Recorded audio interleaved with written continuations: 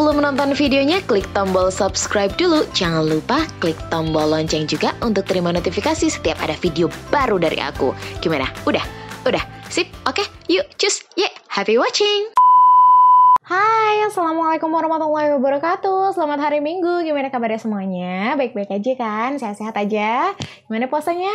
Bentar lagi lebaran, yeay. Udah gak sabar untuk makan lontong sayur, ketupat, dan semuanya. Aduh, tapi sedih juga ya kalau puasa cepet-cepet berakhir ya. Kayak harus ngerasain momen ini cuma setahun sekali gitu. Nah, seperti biasa kayak hari Minggu ini waktunya weekly trending. Sebenarnya ada beberapa hal yang lagi trending minggu ini, tapi aku bakal highlight di satu kasus sih. Highlight trending minggu ini ada kayak kasusnya Indira Kalista yang collab sama Grete, yang dapat kecaman dari banyak orang. Kalian bisa cek sih videonya ya. Aku yakin juga kalian tahu Indira Kalista, mungkin nih ABG yang suka nonton video makeup tutorialnya di Doi. Aku sih nggak mau komen banyak, yang pasti aku cukup kecewa sama komennya beliau, dan menurut aku itu sih tidak tidak menggambarkan kondisi prihatin kita saat ini. Memang sih katanya YouTuber itu kalangan yang paling tidak terdampak sama COVID. Karena apa? Karena orang tetap nonton YouTube setiap hari dan penghasilan mereka akan tetap naik setiap hari. Jadi mungkin mereka belum ngerasain keprihatinan yang kita semua rasain ya. Jadi tapi di luar itu aku nggak mau komentar apapun lagi.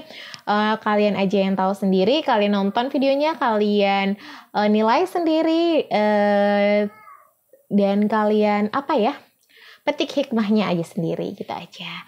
Yang aku mau highlight itu adalah kasus lain yang trending sempat di Twitter dan juga di Instagram, yang waktu itu entah kenapa aku tuh kayak baca ini merinding, jujur merinding.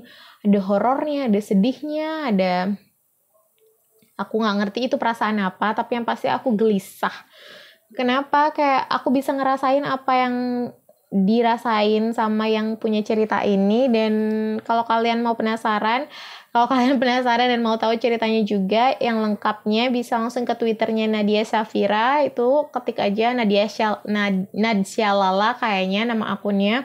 Nah, aku akan bahas itu ini adalah kasus hilangnya kayak 6 orang ABG, anak kuliahan. Tahun 2017 di bulan September tepatnya. Mereka semua dari Palembang dan hilang gitu aja. Ini 6 orang loh ya. Itu nggak sedikit. Salah satu orang oke lah, masih susah kayak gitu, masih gimana gitu. Tapi kalau 6 orang yang hilang dan sampai sekarang belum ada jejaknya sama sekali dan nggak diketahui, it's a really and freaking mysterious gitu. Kayak what's really apa sebenarnya yang kayak sedang terjadi gitu. Aduh, ini aja aku merinding, serius. Aku merinding. Jadi ceritanya di 6 orang kayak anak kuliahan yang mau lagi liburan semesteran, kan biasanya lama tuh, yang 3 bulan itu mungkin kayak mereka mau liburan yang agak jauh gitu. Mereka jadi ada namanya Kevin Anzona atau Agam, ini kakaknya Nadia ya. Dia sama 5 orang temannya, jadi mereka berenam itu mereka liburan ke Jawa. Mereka dari Palembang dan ke Jawa. Terus kayak mereka, sumpah aku merinding. Jadi mereka itu dari Palembang naik pesawat bulan September tahun 2017, dan mereka itu tujuan pertamanya adalah ke Tangerang. Mereka ke Tangerang ke rumah tantenya si Agam ini. Nah, untuk apa? Untuk minjem motor, karena mereka mau perginya travelingnya itu kayak naik motor bonceng-boncengan. Jadi mereka pinjem 3 motor gitu, Vario, NMAX sama apa satu lagi aku lupa. Jadi mereka ya udah naik motor gitu, mereka kemana? Ke Cirebon gitu, dari Tangerang ke Cirebon, ke Jawa Barat, ke Bandung, ke Kuningan, ke Pemalang gitu. Nah, ketika di Cirebon mau ke Garut, itu di Garut itu mereka sempat nginep di salah satu kayak pengrajin kulit gitu, pengolahan kulit atau pengrajin kulit, aku nggak ngerti, yang milik orang Palembang juga, yang namanya Aji gitu. Jadi nah pada tanggal 14 Septembernya gitu, dia sempat nelpon orang tuanya kayak gitu, ngabarin kalau besok mau pulang, tanggal 15 September mau pulang gitu, besok mau pulang ke Palembang gitu. Jadi it's time to go home. udah gitu. Tapi besokannya gitu di waktunya mau pulang itu sama sekali nggak ada kabar sedikit pun, ditunggu nggak pulang-pulang, nggak ada kabar, dan sejak saat itu udah nggak ada kontak lagi, lost contact, hilang gitu aja.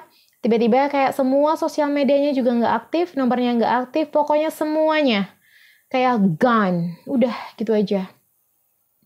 Yaudah dong, panik dong, nelponin, dicariin, udah ngelapor ke polisi, meriksa semua CCTV, kayak all the efforts name it, kayak Nadia tuh dia sebutin aja semua usaha itu udah kami lakuin semuanya, dari udah deh, udah ngapain aja gitu, sampai mereka juga bahkan orang tuanya sekeluarga itu terbang gitu ke Jawa Barat, karena di sana terakhir Jawa Tengah ya, pokoknya Jawa Barat tapi Jawa Tengah aku lupa, buat cari-cari gitu, tapi ternyata ya udah nihil, nggak ada gitu, hilang gitu aja 6 orang ini.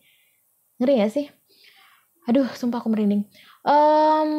Terus sempat kayak 2018 itu mereka kelacak keberadaannya, tapi udah nggak ketemu lagi. Bukan nggak ketemu lagi, emang nggak bisa ketemu karena luas kan. Sempat kedetek gitu di Jawa Tengah. Entah maksudnya kedeteknya lewat handphone atau memang ada yang ngelihat keberadaannya, tapi ya karena ketika dicari nggak ada gitu.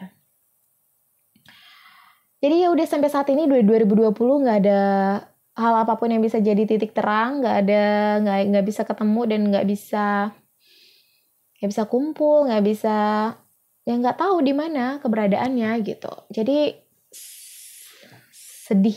sedih kan gitu, sedih. Aku bisa ngerasain banget kayak kan nggak jelas gitu ya, ini tuh gimana sih ceritanya gitu, ke di mana gimana gitu, paling nggak gimana deh gitu, dan nggak ada yang tahu sampai sekarang gitu. Nah, dari postingan ini kan it goes viral gitu, kayak semua orang akhirnya retweet dan komen, dan kalau udah ada kasus-kasus kayak gini itu tuh golongan IndiHome itu pada muncul gitu. Jadi kayak banyak orang anak-anak indigo gitu yang bilang kok ini tuh sebenarnya mereka tuh semua masih hidup, mereka tuh dipekerjakan, kayak dihipnotis, dipekerjakan. Ada satu orang yang muncul sih kayak, aku pernah lihat ini nih, muka ini nih, gitu, di Nunukan, gitu. Tapi dulu kayaknya kerja di kelapa sawit, gitu. Tapi sekarang kebun kelapa sawitnya udah ditutup, gitu. Jadi aku udah nggak bisa lihat lagi, kayak gitu. Nah, kayak statementnya dia ini didukung sama para IndiHome ini gitu, kayak iya gitu, aku dari penerawangan aku bisa ngeliat, serem deh pokoknya. Coba deh kalian lihat di Instagramnya Mainpoh ya, aku dapat bacanya dari situ, atau dari Twitternya sendiri kayak gitu. Iya, dari penerawangan aku ngelihat mereka ini dikerjakan kayak mereka tuh disebar gitu, mereka tuh dipekerjakan jadi budak yang nggak digaji, mereka tuh kurus, mereka dihipnotis, mereka nggak ingat apa-apa, mereka nggak bisa pulang, tapi sebenarnya mereka tahu ini tuh mereka tuh pokoknya dalam keadaan yang di bawah tekanan gitu, di bawah pengaruh apalah gitu. Banyak banget yang kayak begitu gitu, sampai itu ada komen, salah satu komen yang Mbah Mijan juga gitu muncul gitu, kayak bilang gitu, saya yakin mereka semua masih hidup. Aduh, sumpah aku merinding. Masih hidup gitu, cuma mereka sedang apa gitu, di bawah pengaruh kekuatan apa gitu. Coba deh ya kalian baca deh komen-komennya gitu, kayak para IndiHome gitu. Tapi ada juga yang kayak ngelawak gitu,